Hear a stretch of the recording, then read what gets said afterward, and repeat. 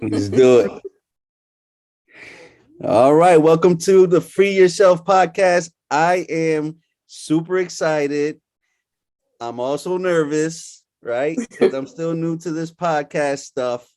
Um, but I'm excited to have my beautiful, intelligent, strong, um, spiritual, strong faith aunt on. Very inspirational. We have a inspirational story. But so I'm kind of nervous because I want this to go right. I am, like I said, I'm new to this.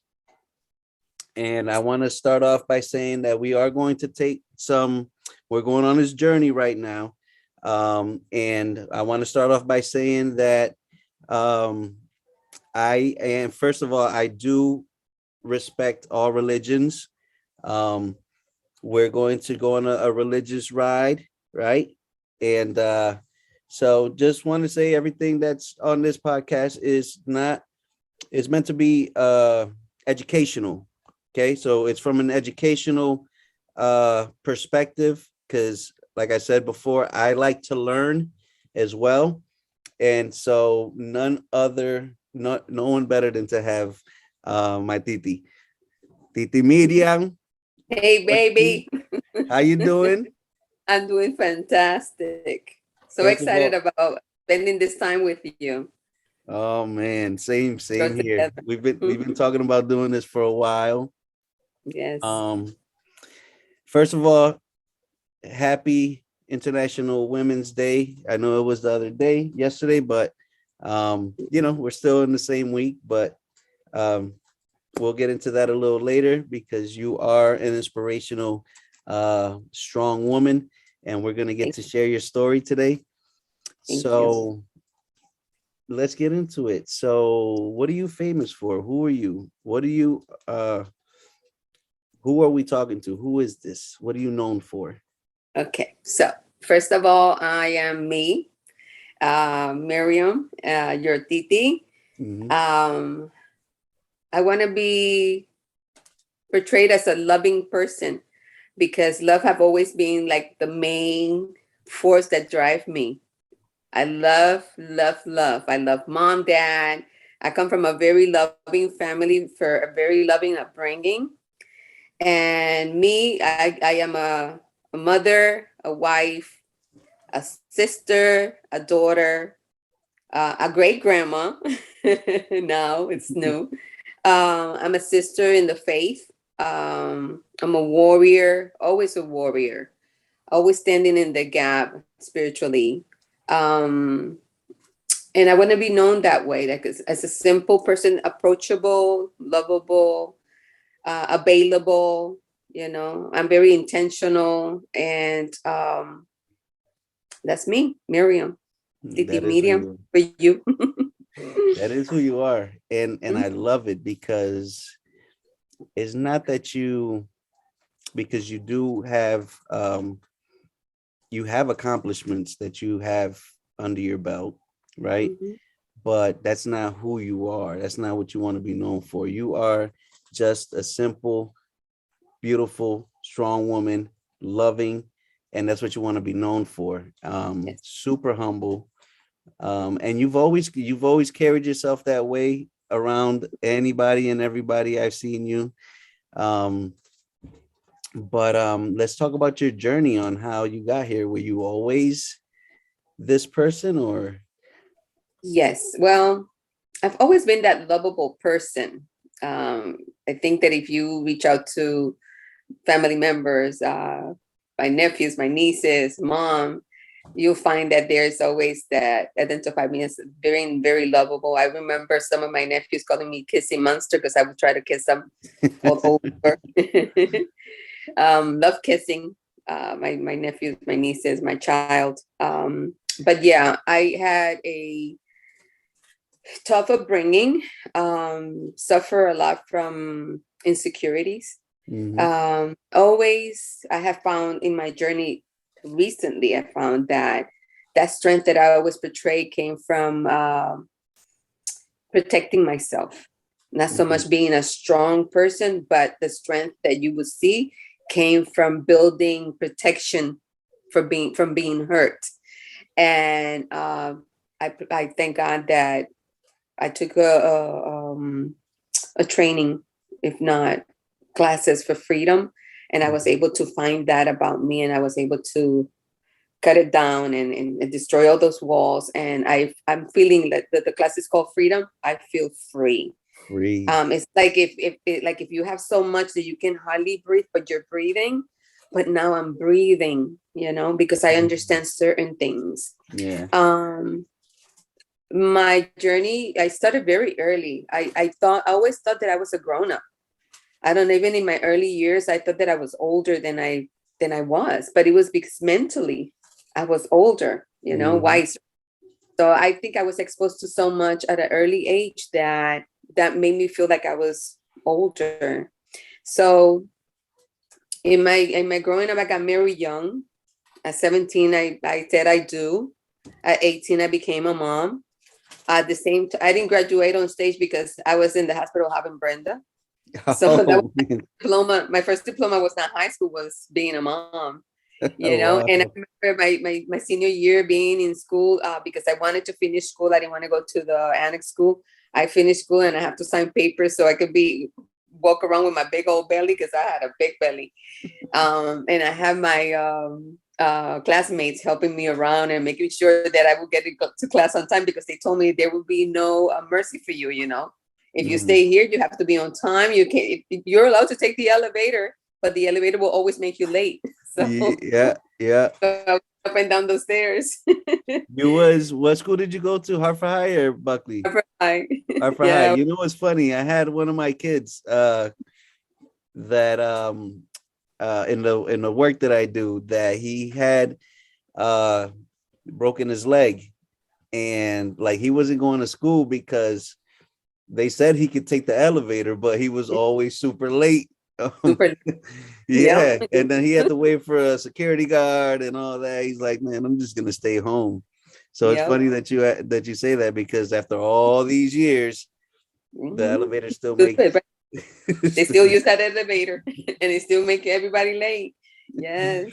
So that was the beginning. So I got married young.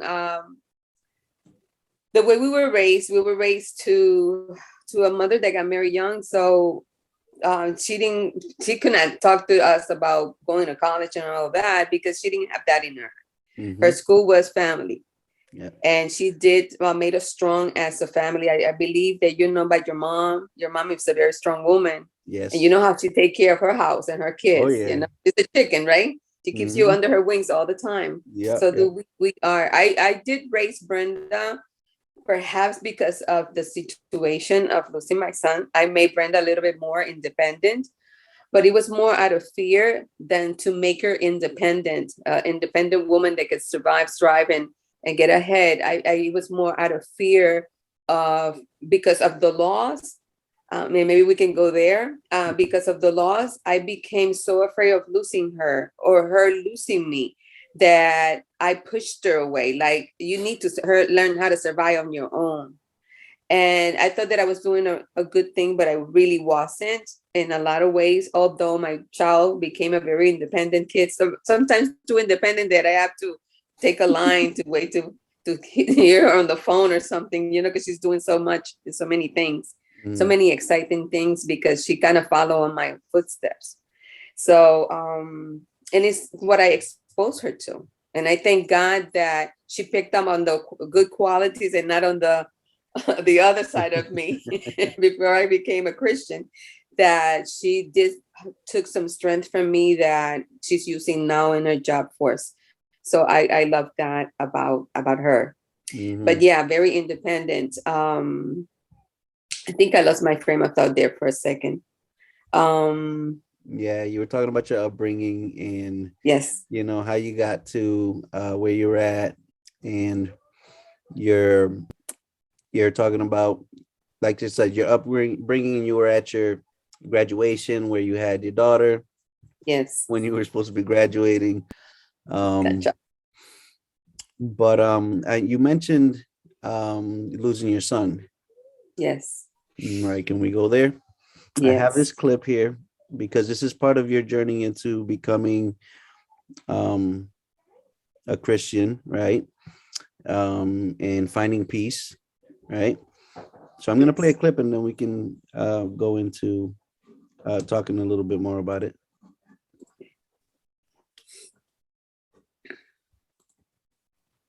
People came to me to talk to me about the Lord. And I said, unless he comes down and tells me why, I'm not talking to him. So you take your Bible and your verses and your messages back to him because I don't need them. When I was 23 years old, I had this little boy, beautiful little boy. We named him Neftali. Beautiful.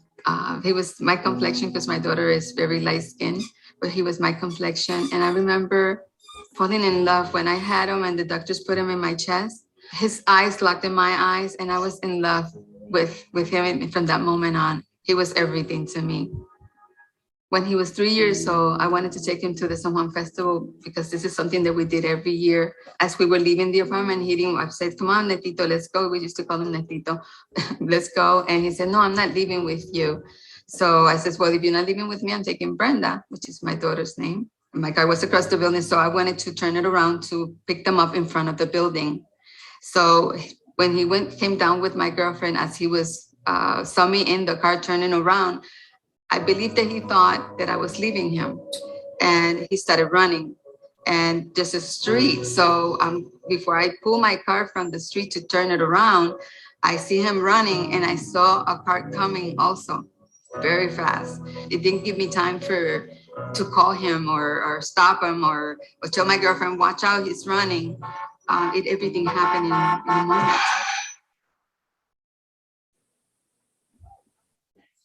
The car hit him. I got out of the car and I thought he was going to be right there, but he wasn't. So I know the car took him with him.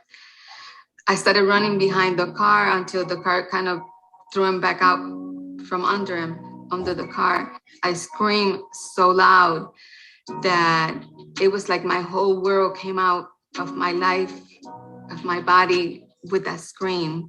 To this day, I remember her legs and the back of her car. And she said, what did I do?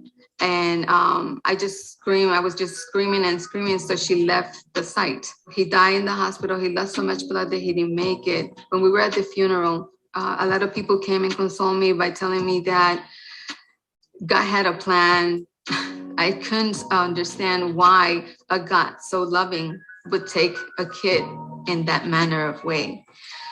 Hate. For the first time in my life, I felt hate. It took over my whole being. I have another child. My daughter was older than my son, and I completely forgot that she existed. I was. All right, I'm going to stop it here and come back to it later because I want to talk about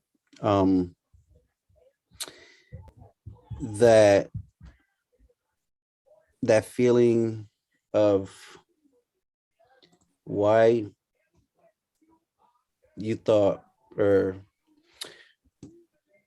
that hate. Can you talk about that a little more? Yes. First of all, the hate was towards, you mentioned that hate was towards God. How did you feel about the woman? You said that she jumped back in her car and took off. How were you feeling about her? At the beginning, before I came back to my senses, I believed there was an accident. Mm. It's run out, a car's coming, no one's holding the kid. A car comes, hits him, doesn't know I believe she didn't know that she hit him. I know she knows she hit something, but she didn't, never in her life thought that it was a kid. Mm-hmm. So to me, it was an accident until I saw the police report.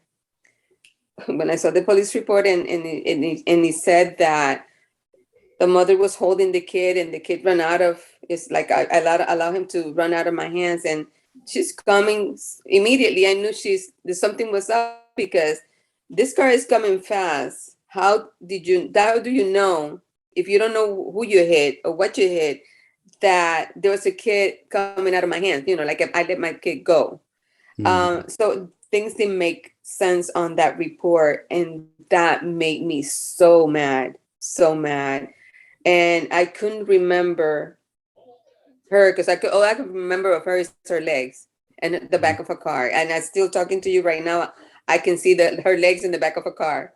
Wow. But that enraged me. But one of the things that really, really, and it's what I mentioned on the video, is that when people were trying to console me, they were using the word of God. They were using God as God knows everything. He has a plan. I'm so sorry for your loss. But and I'm sitting there. I'm looking at my baby in the coffin, and these people are telling me all these things. There was a controversy between Christian and Catholic in there because my parents are Catholic. His parents are Pentecostal, and they're trying to bring a service in there, and they were having friction because of that. So all of that, I was saying, I wish someone would shut up right now. Yeah, that's real. Yeah, but I wanted. So all I could do was scream. And let me tell you something about strong women in the house. I have my mom on one side, my aunt, her sister on the other. They both lost kids at early ages. And then my sister checking on the back of me, that she was carrying her third child. And that kept me so strong. That kept me like in place. That kept me from losing it, like getting up and grab the microphone out of the person's hand or destroy everything, because that's what I did in the hospital. I thank God for that was there with me. I tell you, I don't know who called who. And that Hartford Hospital that room while we were waiting was full of people, not just my family. It was full of people. I destroyed that room, that waiting room. When they came in to tell us the news, I destroyed it. And my dad was telling the doctor, please, you got to do something, because I was doing a breakdancing on that floor. I was just twisting around and pulling chairs. I got so enraged. I couldn't believe that this was happening to me. And I got selfish in my pain too, because why would it not happen to me and happen to you? Would it be better that happens to you than to me? And in my journey, I learned all those things. We become selfish. I was so enraged. I can't believe, because my grandmother, when we were growing up, anything that we did wrong, God is going to punish you, right? So I was always waiting for the punishment of God. It never happened, right? So in that moment, I said, I see. So you just waited all the things that I did as a child, all the way till now, to punish me, and punish me this way. What did I do to you, to deserve this? So I got so enraged. I got so mad. I had so much pain. I stunk. Everything stunk. Everything was dark. Everything was smelly. Any laughter from anybody would bother my ears so bad. I was so enraged. And then I have to also become this person that have to deal, because I have another child. I have to have my home. I have to go to work. And then on top of all of that, before he passed away, I was trying to get my life together, because I was just broken up with his father. And I was staying at my mother's house that gave me the first help. Like, I'm going to help you out your first steps. And then you go up from here. And every door that I knocked, every opportunity, every apartment that I went to apply for was no. Every job that I went to apply for was no. Everything that I went for to get something for my children, it was a no. The minute my son is gone, every single door open, every opportunity. You think I was happy about it? I was so enraged that opportunities started to happen to me, because I said, oh, okay. So now, because you took my son and you feel that I'm this way, now you're going to give me opportunities. Now you want me to do all these things. Now you're opening doors for me. I tell you, Cheito, it was a constant fight with this God that I had. It was constantly one-on-one. So let me ask, to get a better pictures. When this happened, were you with the father, or you separated after? We were separated. Was that Was that because of everything you were going through, or was that just something that was already? Well, we have separated out of, we were not divorced yet. We were separated a year already. I lived 1 year in Puerto Rico. I had just gotten back from Puerto Mhm, Rico. I lived in Puerto Rico a year, and I mhm, came back. I told my mom, I'm coming back. I'm going to allow him to bring me back, but I need you to open the door for me because I'm not going back with him. This gotcha. is over. Okay. And that's how I end up at mom's house. Mm, But it was like breakthrough, like a whole year. Puerto Rico was my first beautiful, awesome year because I was in control of my life, making decisions for them and for me. It was like the most beautiful year in Puerto Rico. To mhm, come back home and lose my child, I said I should have stayed in Puerto Rico. You know, mhm. but you don't decide what's going to happen. You don't know what's going to happen tomorrow. Here I No. am myself thinking, why didn't I stay in Puerto Rico? Everything was going well. Why? So But then I had spoken to mama about coming back, and mom said, you have to come before the winter starts. Remember, you got to get everything together before winter starts. So I yeah, came back home, yeah, plus the opportunity to stay with her. So, uh, yeah. That's so nice. yeah, it was a broken marriage already. Okay, so and then you're going through this funk where everything stinks, and opportunities are there, but yeah, you can't really appreciate them or like enjoy them because you're still battling with Yes, this. And yes. so how did you overcome that battle? Well, I tell you, drinking was one of the ways that I kind of smooth myself. I used to drink socially, but then I found that drinking would put me in a smooth mood where I don't have to think about everything else, but was having a moment of good time that I started drinking. Mm, So I didn't know that I had a drinking problem until someone actually said, you have a drinking problem, Miriam, you gotta take care of that. And with that came other things, because you're exposed to so many things in the city. So other things came with that. yeah. And but that's what kept me flowing and being able to manage, to be able to go to work. Opportunities came. That's where I started working for someone center. That opportunity God opened that door for me. I tell you not. I went to someone center to get in the list so I could get an apartment, because trying to get an apartment in Hartford on my own was not possible. Not possible. So I went and this is, well, someone center helps you with jobs, and they help you with apartments. Let's just go over there. So I went over there. When I got there, I made an appointment. I went in to find out that the executive director, Bill Ortiz, I know him since my childhood. He was during summers. We had the summer jobs with CRT, Manpower, all those associations, all those companies that were offering summer jobs for the children. He was one of the people there. His mother lived in the same street that we grew up, so we knew him. We knew his family. So I'm in there. He says, I know you. He says, I know you too. He says, what are you doing here? He says, I'm looking for a job and I need an apartment. He says, oh, you know, our girl is leaving. You know how to type? Because one of the jobs that he got me when I was in school was as a secretary for National Association of Puerto Rican Women. That it's called NACOPRU as a short. Yeah. Exists till this day. I was in that office in the beginning of that particular entity. It's still thriving these days. Um, Wow. So he said, "But give her a test. If she passed the test, she has the job." That's what he said. He didn't ask me anything. He just told me that. It's been like 5 or 6 years without me touching a typewriter. And I passed that test they needed 34. I passed it with 34. So tell me if it wasn't divine intervention. Wow, that is like here, a little something for you to get on your feet. Yeah, it was divine intervention. Was I giving him credit? No, I wasn't. But it was divine intervention. I worked 8 years with someone center from receptionist typist all the way to the director of Golden Age Senior Center.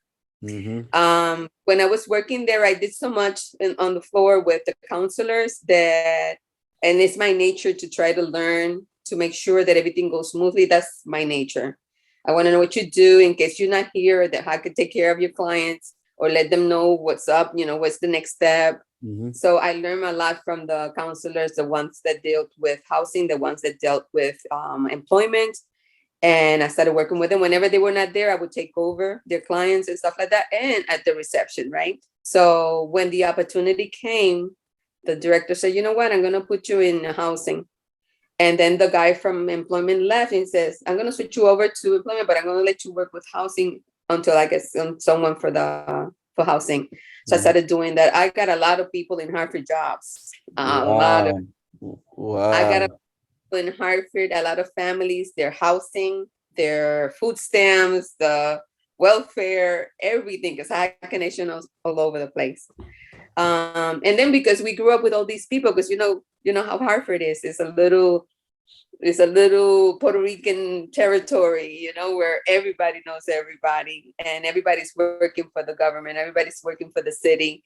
And so we did help each other. We worked together. We did a network that allow us to connect with each other. I would call fulana de tal at the welfare office, and they would immediately connect me, send them over. I got them, and I got their number, and we have a lot of families going. We did a lot of work. So when the opportunity for the Golden Age opened, I didn't want it. They came over to me and they say, hey, we're going to promote you to the director of Golden. Are you kidding me? I don't want to work with old people. I love being out there, getting people jobs and taking people to the welfare and going to the apartments and opening doors for people to, this is your apartment, that type of thing. That connection, I wanted it so much. I loved it. I was like in there, So it says, you're the perfect person for this job. No, I'm not. Shoot, we work with old people? You got to be kidding me. No, that's going to be boring. I don't want it. He said, well, what about if we tell you that because we thought of you for the job, why don't you give it a try? And if in 3 months you don't like it, we'll bring you back in to what you're doing now. Would you give it a try? And I said, okay. I lost you. I did. Where'd you go? I can hear you. What happened to your camera? Oh, I know what it is. So it's a call coming in. Oh. And how do I get you back though? Let me see. Here I am. There you go. Yeah, it was a call coming in. Sorry. So I did. So I remember when they walked me into that senior center and those old people saw this young person come in. I remember one particular elderly man say, what the hell you think you're going to do for us? We have old people, older than older, younger than older. I said, but you are un pila de mierda. He told me like that. You are un pila de mierda. What are you going to give to us? And I was going like, okay, didn't I tell you that this was not the job for me? He said, don't worry about it. Don't worry about it. He doesn't make the decisions here. So I went in. He kind of challenged me because when I left, I gave him 6 years. When I left there, I had a lot of those senior citizens thanking me for what I did. I did a lot for them because I found out, okay, so tell me, what is it that someone have not done for you that you want it done? And then I was able to get some of those elderly to sign their check because they used to do the X back in the days. Back in the days, you can use your Social Security card, your check, go to the bank and cash it. And if you didn't know, if you were illiterate, you can actually do a little cross and cash your check. So I gave you my check and I gave you my Social Security card. Guess what? You can go to the bank and cash my check. I didn't have to go, right? But I said a lot of the elderly were losing money that way because anybody could do that. Anybody could take the check. And I said, no, we don't want to do that. I mean, we're Puerto Ricans, we have class. So we have to change this. So I those that were signing with the next, I says, you're going to learn how to sign, even if it's in printing, even if it's not cursive, but we're going to learn. All of them learn how to sign their name. We had a photography as an art program. It was called Opus Arts and the Aging. I don't know. I'm sure they're still there. And I had about an exposition about 15 art pieces that the elderly did with photography. And before I left, we were going to take them to Puerto Rico to bring the exposition to Puerto Rico. We were in the dealing and willing to bring it so that they can go. They didn't have to pay for their tickets. So we were talking to the tourism of Puerto Rico to get this going. But I left before that happened. And it was Juan Fuentes. He was the instructor, of the class. Wow. Yeah, I mean, it's a lot of story in those 8 years with San Juan Center. A lot. That's a great, happy International Women's Day, because you seem to have done a lot in a city that's a lot of history, right? Because like you said, Hartford's like this small. Mm-hmm. And I know the area. I still work in the area. So, when you say you helped a lot of people, that must have been a lot of people. Yes. Right. So, like, I estoy orgullosa. I mean, orgulloso. That thing, because that is amazing. That's amazing. Let me tell you, Cheito, mm-hmm. I love with passion what I was doing, mm-hmm. because I was doing it for mommy, for papi, for you guys, your mm-hmm. parents. Mm-hmm. And in every person, the Hartford Herald did a Sunday piece on me, and they said to me, what drives you, and I said, well, mi abuela, mis abuelos, and I know that you feel this way too, the relationship that my grandparents had with us. My grandparents were very strict. You don't see that with your grandparents, mommy, papi, but mine's, they have rules and regulations. If you fail those rules, if you break one of them, you will pay the consequences, and then they'll love you all over again. So I cannot tell you how many times I broke the rule and how many times I was punished, and I have never hated them because it was done so rightfully well. Of course, it would have been called child abuse these days. These days. But I try to say, I mean, I'm not for at all hitting any kids. We get that straight. But like, there's a difference between that and abuse, right? Yes. So yes. I never hated them for the abuse. In top of it, grandma, which was the Punisher, grandma never reminded you of what you did last week and how many times you did it, and you're going back on the wall. And she never used the correa all the time. The belt, she didn't use it all the time. It could be kneeling on the wall for 5 minutes, looking at the wall, and she will always get you. I don't know why she wanted the corner, so your nose could be sticking on the corner, and you cannot sit on the back of your legs, because she will extend your time. And she had a punishment for every rule that you will break. So not all the time it was hitting you with a belt. And then after it was over, she had an icy or a fruit or something to give you, so you wouldn't feel so bad. Yeah. To show you that really, she still loved you. It was hard. It was tough love. Uncle Jerry was talking about tough love earlier in one of the podcasts. But it shows. I mean, my dad. So my mom obviously is your sister, and so she came from that same environment with you. But my dad also tells about, like, his parents were strict too, and they had their things. Yes. Yeah. And so I think for, you learned so much. It made you the person you are, just like my parents. It made them the people that they are, where it trickled down to us, not in the same form. Right. Because we gave you guys more freedom. I with me and Brenda, I didn't have any problems with Brenda. I'm sure she did, her part on doing everything that I forbid her to do. I know she did, because I did it. No. It was like, I have rules. You submit to those rules. I'm not going to question what you're doing. If I told you the curfew is at 11 o'clock, you're here 1 minute before 11 o'clock. That's all I care. Do I need to know what you were doing before you came home? No. So I gave her a little bit more freedom. So much so that my dad one time called me and said, oye, vi tu nena por allá en la calle, ella estaba caminando. Yo le digo, papi, if you're going to, if I saw you on the corner street and it bothered me, guess what? I'm turning my car around and say, Cheito, what are you doing here? Yeah. No, mommy me dio permiso. Are you sure? Because back then there was no cell phone. You can't call mom to verify. Right, If right. I don't feel that el ambiente estaba muy claro, guess what? You're getting in this car and I'm taking you home because Right. I'm your auntie. Mhm. You know, so Right. you grandpa, why didn't you pick her up and brought it over here if you thought that she was doing something wrong? Obviously she wasn't doing something wrong. You just Right, right. don't like the fact that she was out there at that time of the night. So Mhm. you're coming back with that. And I said to him, Bobby, I appreciate that so much from you, but you come to tell me something that you saw my daughter doing, but you have never come to my house and asked me, do you need anything? Don't do that. I don't appreciate that, not one bit, because I'm a head of household. I live all by myself.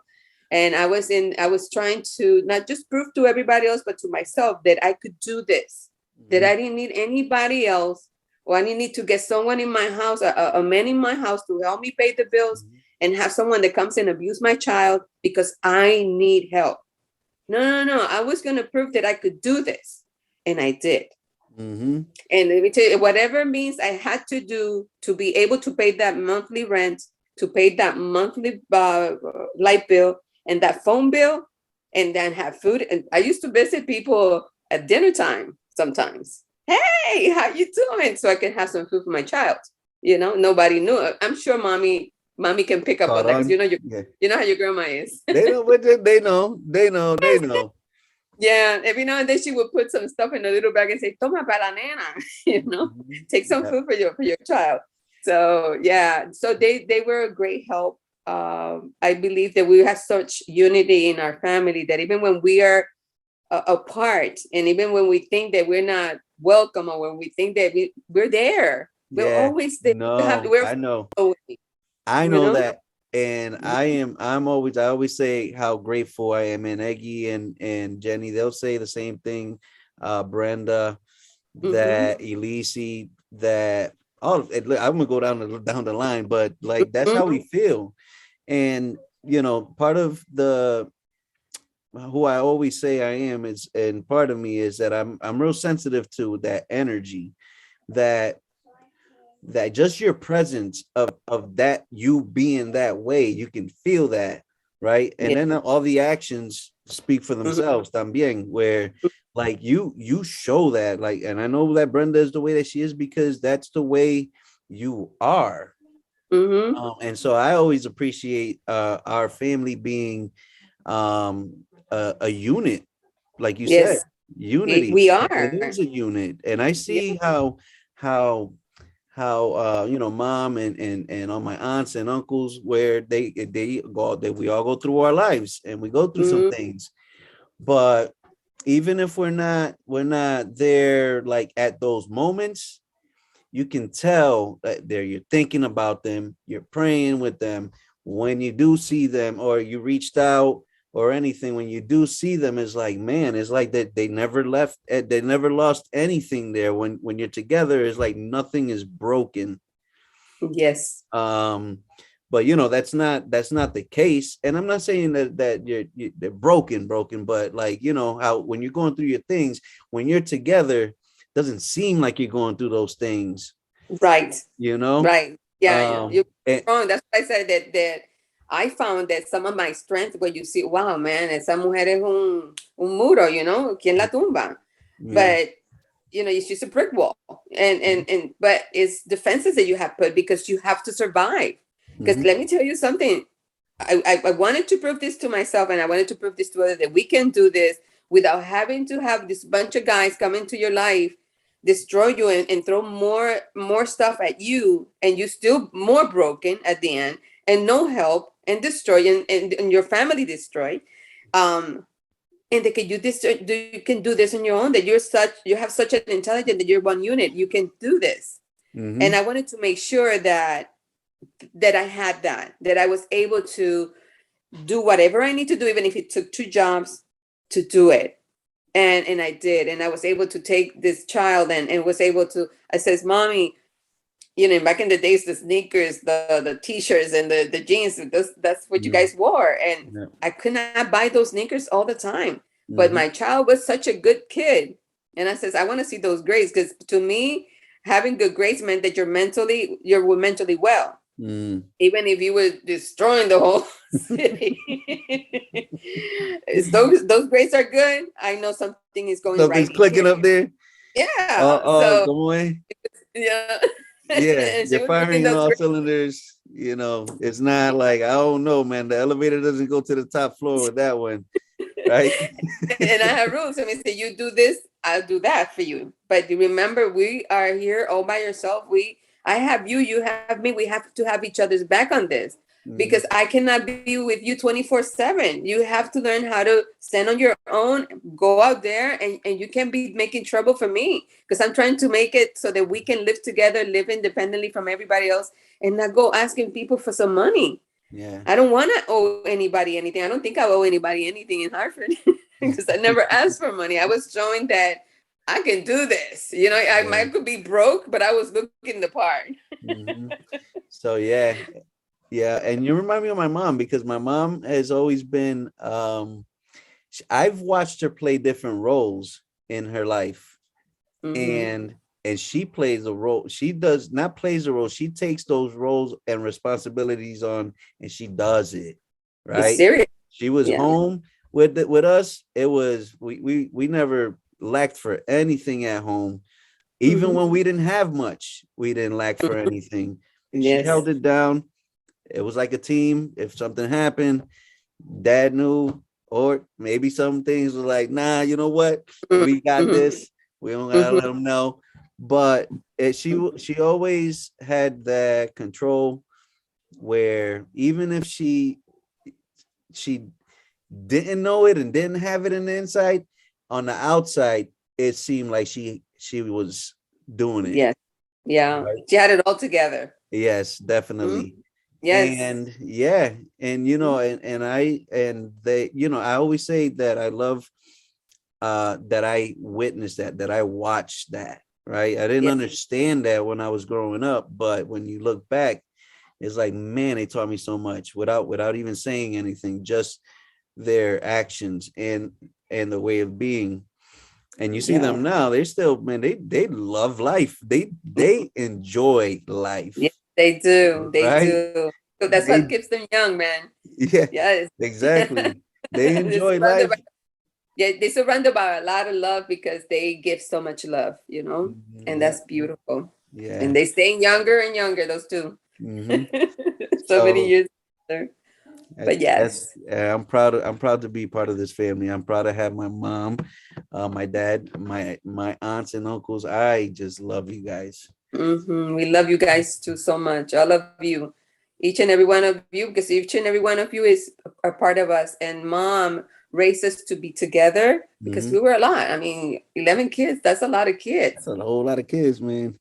That's a And whole the lot of boys, grandkids. That's why I got a lot of the, cousins. the boys never made any issues, like eat the food and outside.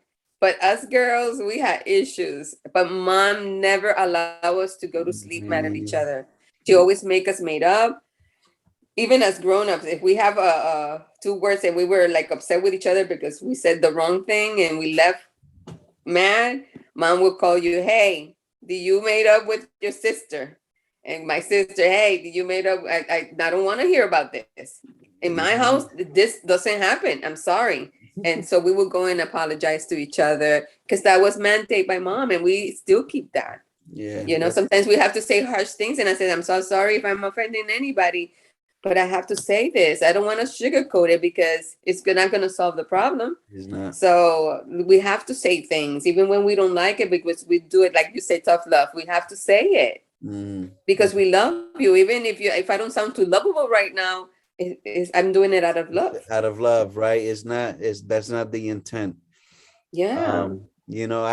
I do struggle sometimes where I feel like I can come off like rude, or I come off like I don't want to come off, and sometimes I don't, because I feel like, oh, it's gonna come out wrong, where I'm learning that saying it, no matter how, people know you, like they know me, they know who I am, they know that listen, man. So I said, I'm like, man, I didn't mean to come across like that. He's like, bro, you ain't even got to tell me. I know. Don't worry about it. Right. Where like it's that was always something that I struggled with. Like I'm not gonna say it because I don't know how it's gonna come out, and I don't want it to come out this way, but I want to say it. So it's like Yes, yes, yes. like jump rope, hey, Yeah, double dutch. yeah, yes, yes. But Not like see, that's the thing with the difference with our grandparents and us now. They had a rule. They rule. mm, You're coming in my kingdom and you have to submit to whatever the rules are in here. You yeah, don't come in here and try to change anything. yeah, You behave right, you sit right, you behave right, you eat what you're giving, you don't question anything. yeah. Other than that, you can go back to your house, but go with your mom. Mhm. So we Yeah. knew the rules, but we for some reason, as kids, we forget that we broke the rule yesterday, we got punished, and here we are today on that wall again. Damn, here we go again. Yes, yeah. Okay. Can I take it back a little bit because I do hear what you're saying where I'm hearing I hear you putting up your walls. You're at this point where you're Mhm. putting up your walls, and you mentioned Mhm. earlier that right now you're learning to take Tear down them those down. walls, but you're Mhm. actually showing us where these walls came from. Yes. And I take you back to, okay, so all this is happening, right? You got new opportunities, you got this new job. We want you to do this elderly things. Where are you in that battle with God at that point?